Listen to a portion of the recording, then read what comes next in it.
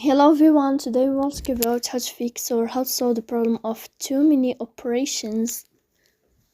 On the application of CapCut, you will go to settings as you see and you will click.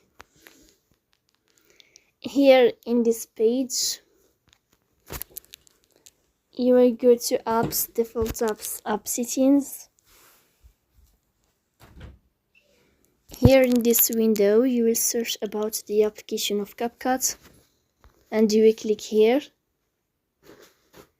In this page of app info, you will click on first stop and you will click OK. Here you will enter to the window of storage. Then you will click on clear cache. In the end, you can turn off your phone and you can wait a moment to restart your phone again to fix that problem. If it's not working with you, then you can update your app on Play Store. So please don't forget to support us.